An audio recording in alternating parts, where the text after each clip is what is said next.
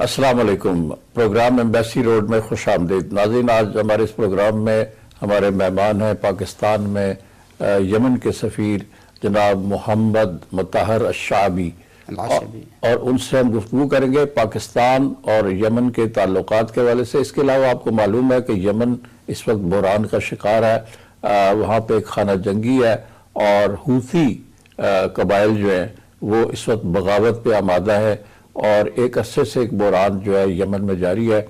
इस हवाले से भी हम सफ़ीर साहब से पूछेंगे कि उनके मुल्क की दाखिली सूरत हाल क्या है। Master, thank you very much for joining us in this program. Thank you very much for your generous introduction. About I realized some words from it. Thank you so much. And you and the channel are most welcome in the Yemeni house. My pleasure. Would you like, Master, to familiarize our viewers about the situation in Yemen now? Because we keep reading in newspapers and sometimes we watch on TV that there is a crisis in Yemen, and some rebels in Yemen, they are trying to destroy the peace and they are trying to damage the stability of your country. Well, that's it's a big issue, no doubt, and thank you very much for asking this question. Yemen actually was ruled by the ex-president Ali Abdullah Saleh for 33 years, and no outcomes from his ruling except poverty, except unemployment, and deterioration of the law and order in the country. So people found it in that is Arabic Spring, what you call Arabic Spring, as an opportunity to make a change, because and to change the system in the way that is in the way of decentralization of the system, centralizing the system and making all power in the hand of one person, one place. It is it's agony of the people. Plus the wealth, which is actually it is little, and the distribution of power and wealth. So there was a peaceful demonstration against him in Sana'a, and all the Yemeni cities broke out, started by youth. The youth, actually, the unemployment rate among them, it was around approaching 50%. Actually, there is no jobs, and there are no jobs. And also the poverty line, we are approaching. We are at the that is international record of development. 100. We were in 2010 139 of 160. So how is we are in the last? And Yemen is not a poor country in reality. It is has big it's a big area of land and of the sea. We are actually it's a port. It's port, yes. So we are around 2,300 kilometers on the sea. We are facing the sea from the Arabic Sea and the that is and the Red Sea. So we have one of the very important street in the world. This is Bab al-Mandab Street. So we are actually we are the administration makes and the bad governance make the country poor. And so there was against him uprising against him in 2011. So and that was of course bring a country in the verge of in the age of the war, civil war. So there was some mediation from the GCC countries. That is, it will be what it called the GCC initiative, as you heard, and its mechanism to make change of what we transferring of power peacefully from the president to another person. President Saleh. President Saleh. Yeah. So in 2012, according to this initiative, all parties and those who were the leaders of those who went into the streets accepted this initiative. So it is as just what you call it, not satisfactory solution, but it is acceptable. It is consensus one. So according to this, the election people elected the new president, that is President Hadi, who is the current president, Abdul Mansur Hadi. And the second step it was that is to go for comprehensive national dialogue. We went into, so the all segment of the society participated in this comprehensive for 1 year approximately. So it was about to finish. Even the Houthis were among those who rose up against Saleh. They fought him 6 times actually. Yeah. The Houthis. The Houthis, they were actually. I will come to this point. Please. Yeah, I will come to it. So the Houthis, they were in the north. They were asked. I mean, they have their own demands.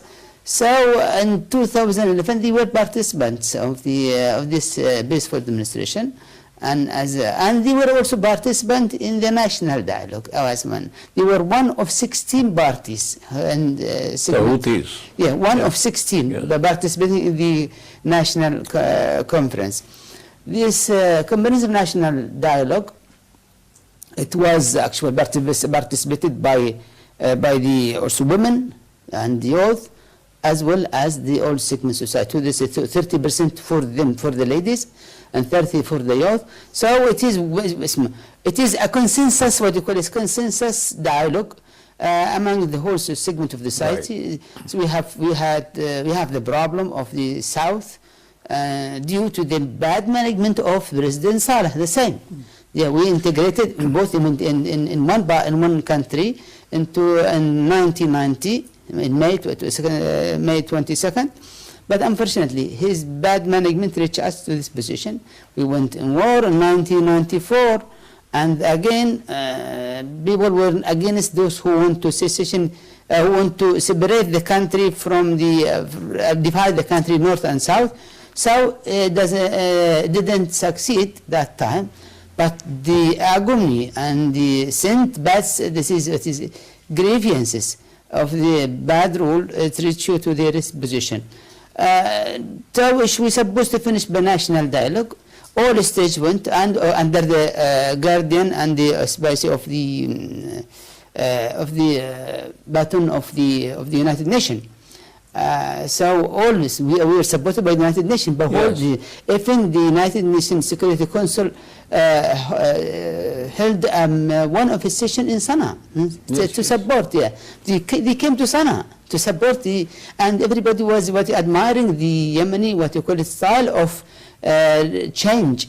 Yeah. But unfortunately, in September, the Houthi were preparing for another. They were in the dialogue. They were in the dialogue and they were outside. They were preparing for the war. They started from the north, capturing camps and so on to weaken the state, and even till they reached in September 14 to Sana'a. The president he was actually betting on the peace. So he said, I will give them a chance. They will not. So he let, even though they went to Sana'a, they didn't know there was no fight against him. They said, okay, you finish and you. But Ambassador, when did this foreign interference start in Yemen? Because the Houthis are now getting weapons from Iran and maybe some other countries, and they are out up in arms against the government, and they are creating problems. This is, I will just give you a story so that the audience, the people doesn't know exactly the story. Yeah. So they were partner in the comprehensive dialogue, but unfortunately they were preparing for another agenda, that is to broke onto the capital and to capture the power. With the ex-president, they call it with the ex-president. He was behind the scene. Ex-President Saleh. See, he for 33 years, he has some para-military, he has para, this Republican Guard was beside him. That is before so he has para-military still with him, and even he is behind the scene, but he is also leading a big party in the country. In 2014, September, the Houthis broke on with their militia to Sana'a. They captured the capital. Even though there was a peace accord with them, that is to continue, but they cannot lie. They cannot stand the peace actually. They want the power. They are minority. So they demolished the institutions one by one, the 80 institutions. So the institutions... So what is the percentage of Houthi population in the total population of Yemen? Well, it is not more than 5% actually.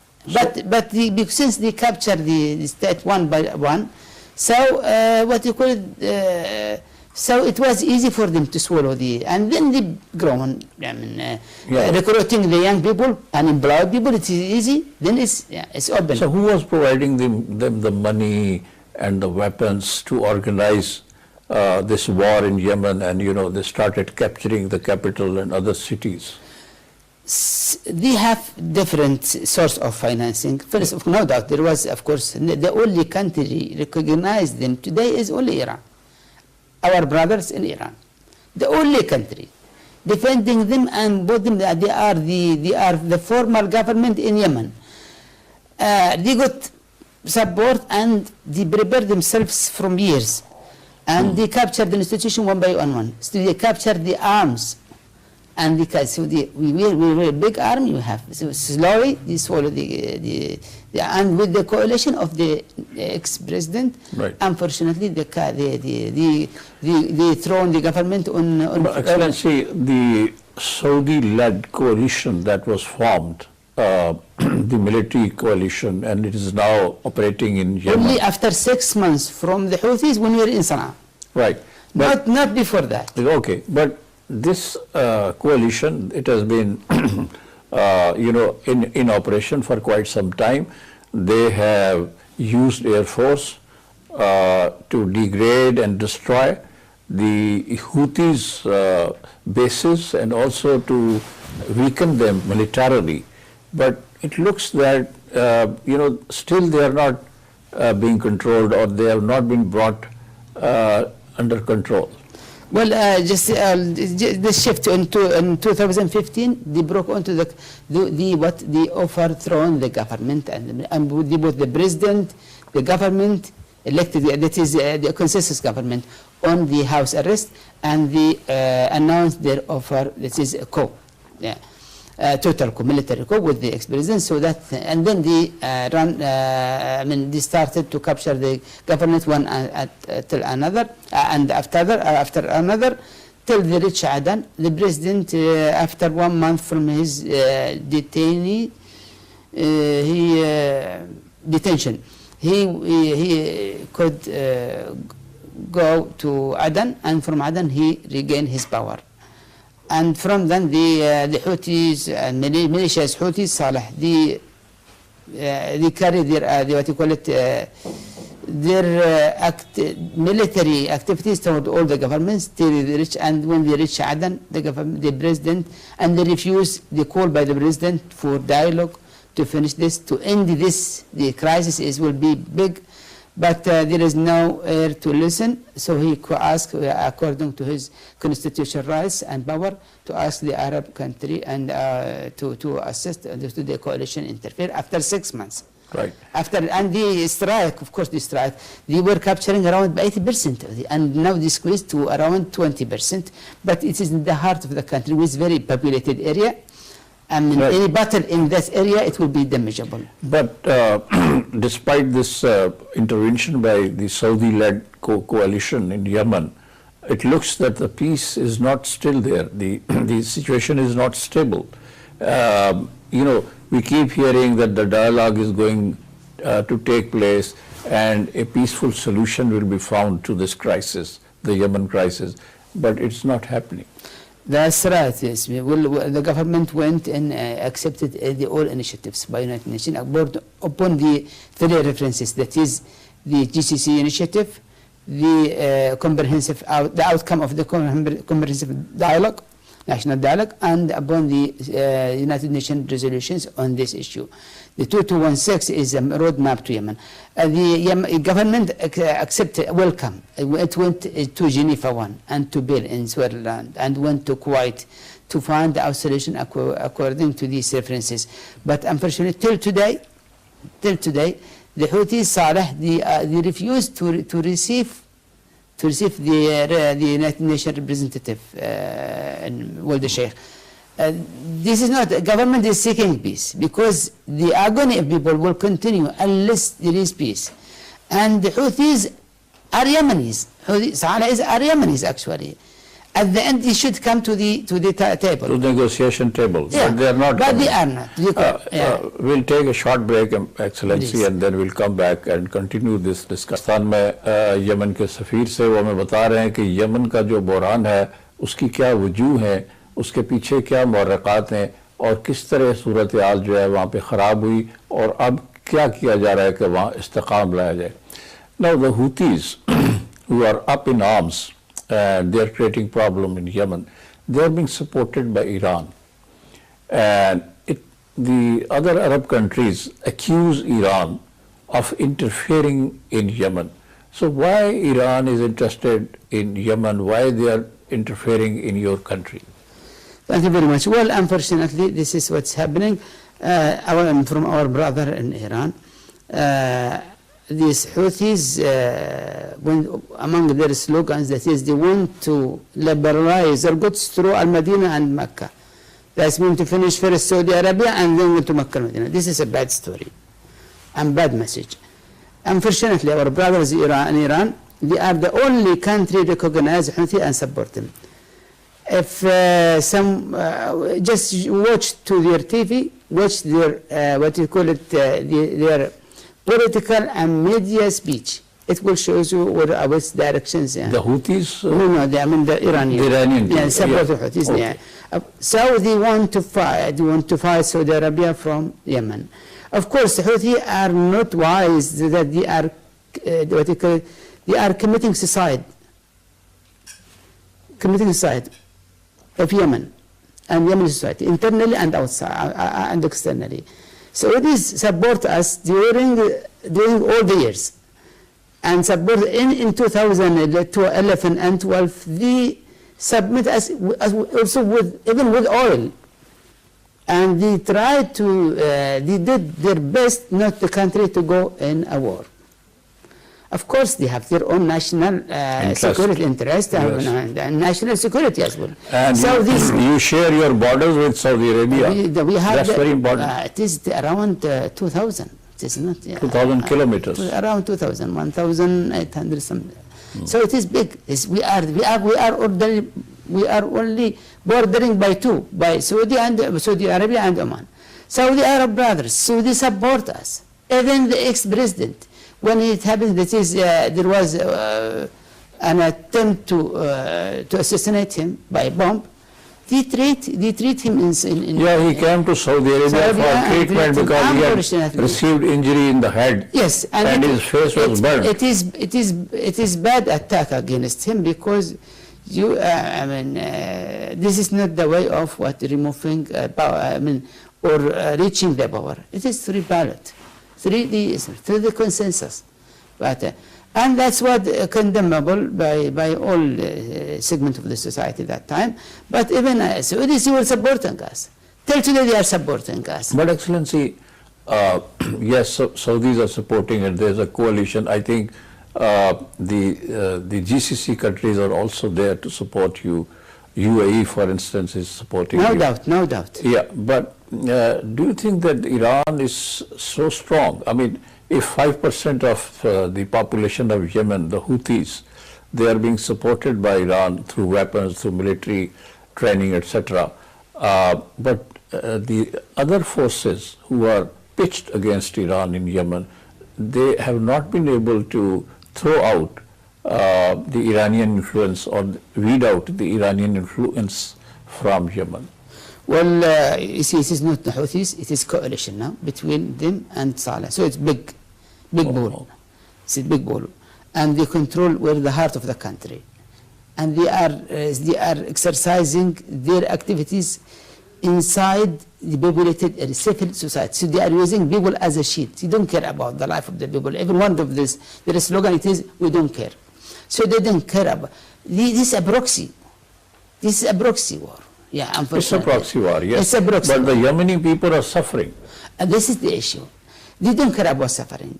So when the people are now internationally criticizing the situation, they want, of course, to stop the war. And the government wants to stop the war, but they don't want. They want the war to be stopped according to their condition. De facto situation. So that the rounds of talks which were held from time to time to come at a peaceful negotiated settlement of the Yemen crisis, what happened? You know, why it is not coming to a conclusion? Unfortunately, because the condition, they are arrogant to do to make concessions. We are in the capital, we are doing so that is we. They want to remain in the capital. The capital. Yeah. So they want to stay with their arms if there is any dialogue. So stay with their arms. It cannot be. What about the port of Aden? Aden is okay working. The government is running from Aden and running from Marib. Yeah, and the government, the government forces are about 25 kilometers, in some part of the capital Sana'a. But anymore, it is difficult in Sana'a. So how do the Iranians how are they able to provide weapons and all this support?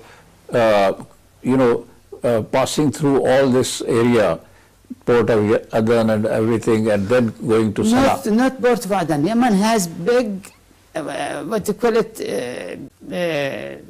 border with the, of course, it comes from the sea.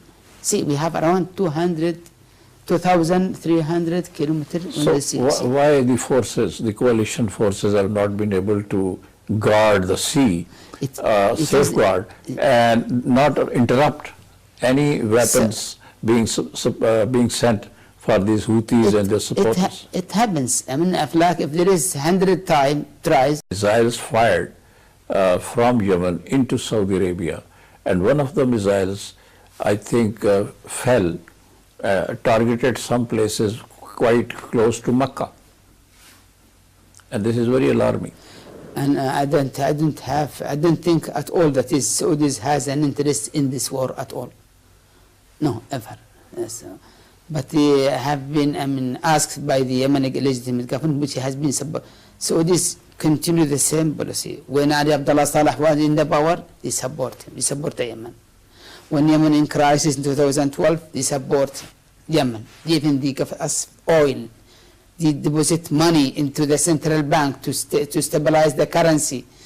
They continue. When the President Hadi came, they support him. When the national dialogue was there, they support us. When they tried to mediate, they were among the 10 countries and among the 18 countries who would support the Yemen. Pakistan was a part of that. Yeah. So, I mean, we can. And when we have been asked that there is no way only to counter Houthis. Houthis went to Aden. One direct, governorate after governorate. They broke onto the governorates one after one and insulted the governments. So the president asked the assistance to the Saudis. But Saudis, they are, till today, upon the request of the president. If we reach a solution with I don't think so Saudis has an interest at all. To remain there? No, at all, because it is, nothing has come out from Yemen during these years, decades. So I don't think so. No, someone is happy to.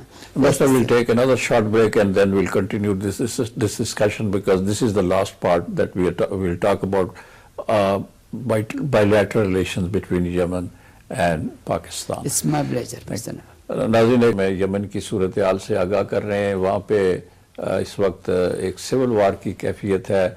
Yemen के लोग जो हैं वो मुसीबत में हैं और वहाँ पे बीमारियाँ भी फूट पड़ी हैं, लेकिन इस जंग की वजह से लोगों को तिब्बी इमदाद भी नहीं फराहम की जा सकती। Mister, coming to Pakistan Yemen relations, how do you look at Pakistan-Yemen relations at this moment?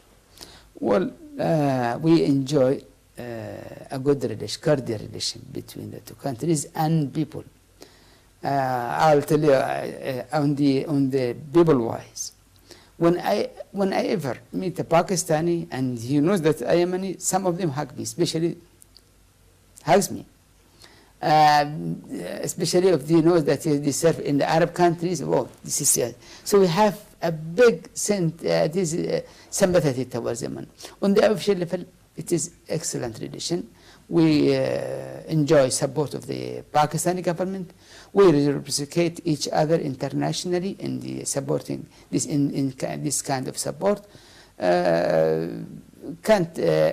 are sure that if Pakistan has ability to support it financially, it will support the development and in Yemen. Pakistan donated this year around 1 million, cost of 1 million wheat to the Yemeni people, and we are thankful to this and grateful to this stand. We know this ability of Pakistan. Yeah, but we were hearing, I mean, when this unfortunate war broke out in Yemen, there was a huge discussion in our parliament because the Arab coalition that's now operating in Yemen, they were expecting that Pakistan would send its forces, its troops to Yemen, and that did not happen. Some people think, or some political circles believe, that one of the reasons why Saudi Arabia and Yemen not happy with Pakistan that we did not send our forces there. Is that true?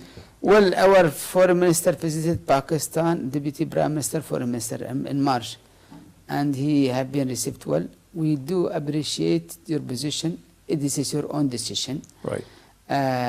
Your own circumstances.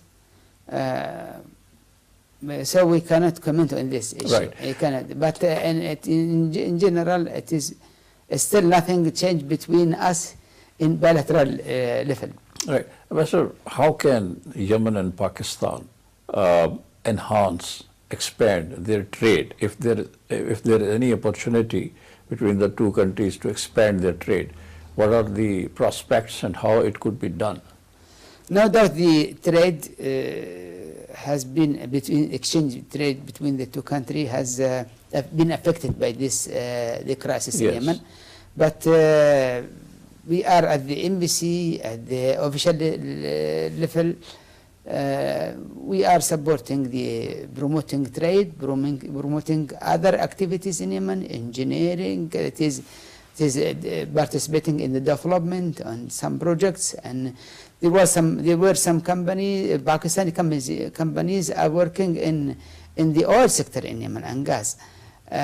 We have, by the way, we have around 300 students studying, most of them on self-finance in Pakistan.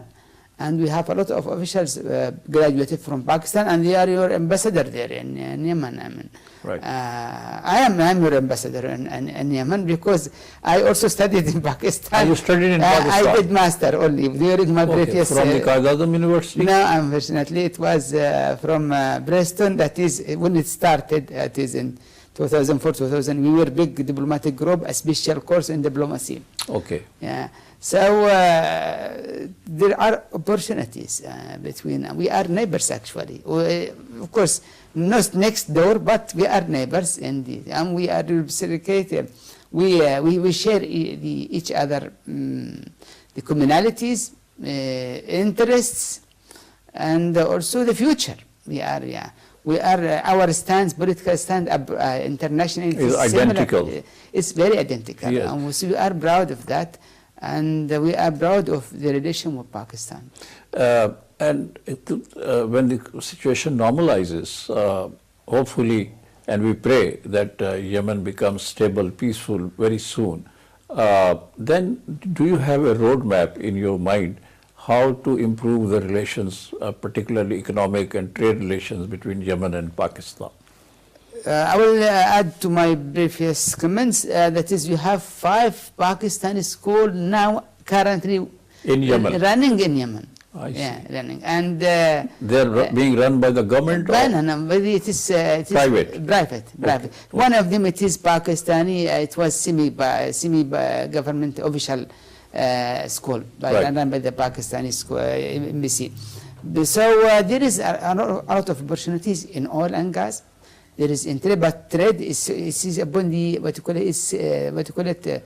it is free trade, so that it depends on the competition, prices, and quality. So you cannot control it. But I think Pakistan had good production, and they can compete with it. It can compete with it. there are a lot of the education in different levels. Pakistan could have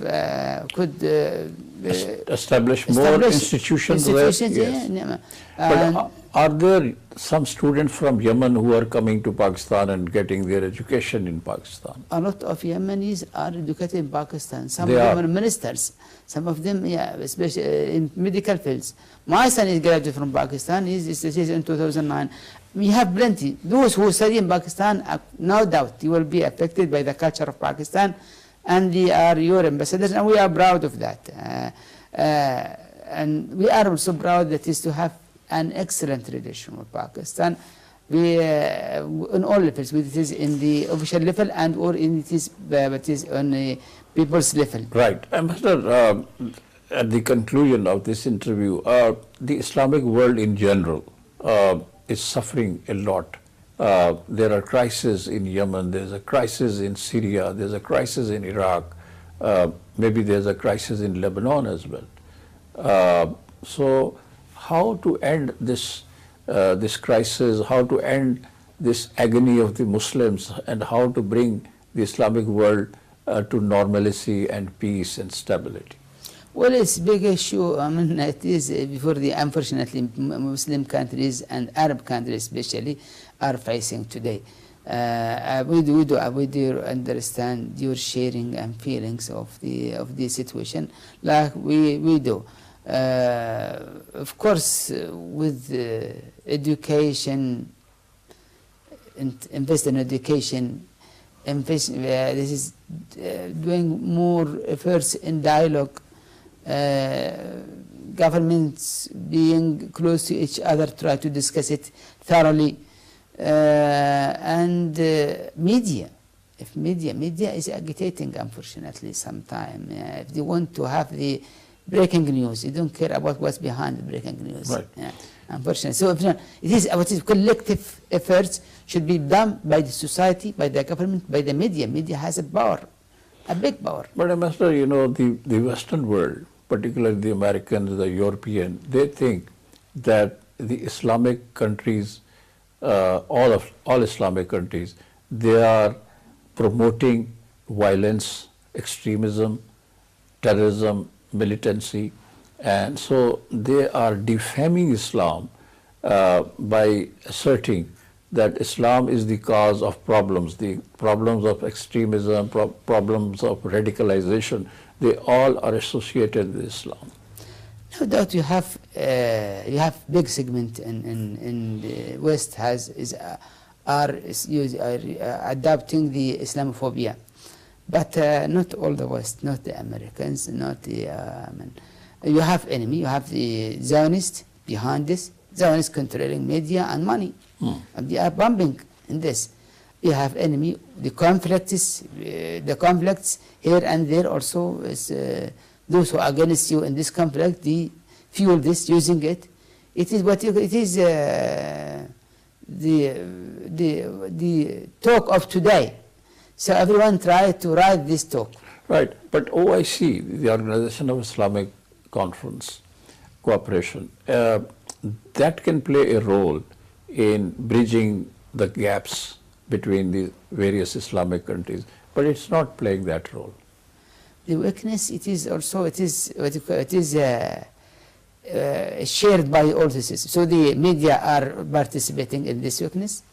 The understanding between the states, sharing this, understand also what's the interest of the nations, and collectively. So the scholars are the same. We are going in argument of sectarian arguments sometimes, and sometimes regional arguments. We shouldn't indulge. So responsibility is by all. So I think messages should be transferred to all, and you are right. We hope that yes, we could realize, come to rationality of the danger of our future. Ambassador, thank you very much. नाज़रीन, आज इस programme में आपने पाकिस्तान में Yemen के सफ़ीर जनाब मोहम्मद मुताहिर शाबी से गुफ्तगू सुनी है। उन्होंने यमन के दाखिली मामलात पे बातचीत की और उनका ख्याल है कि यमन में गैर मुल्की मुदाखलत की वजह से हालात बेहतर नहीं हो रहे हैं। استحکام نہیں آ رہا ہے، امن نہیں آ رہا ہے. انہوں نے پاکستان کے کردار کو سراہا ہے کہ پاکستان نے یمن میں امن کے قیام کے لیے اپنا رول پلے کیا ہے. انہوں نے اس کی تعریف کی ہے، اور پاکستان اور یمن کے تعلقات کے اوپر انہوں نے کہا کہ ہمارے بہترین تعلقات ہیں پاکستان کے ساتھ، اور پاکستانی جو تعلیمی ادارے ہیں ان میں کئی یمنی جو ہیں وہ تعلیم حاصل کر رہے ہیں. اس وقت بھی یمن میں 5 اسکول ایسے ہیں جو کہ پاکستانی چلا رہے ہیں. ایمبیسڈر کا خیال ہے کہ تعلیم کے شعبے میں دونوں ملکوں میں بہت بہتر تعلقات ہو سکتے ہیں. اسی کے ساتھ یہ پروگرام ختم ہوتا ہے. جاوید صدیق کو اجازت دیجیے. خدا حافظ. جزاک اللہ. Thank you very much. Pleasure. Thank you. Pleasure talking. Thanks a lot. Thank you very much.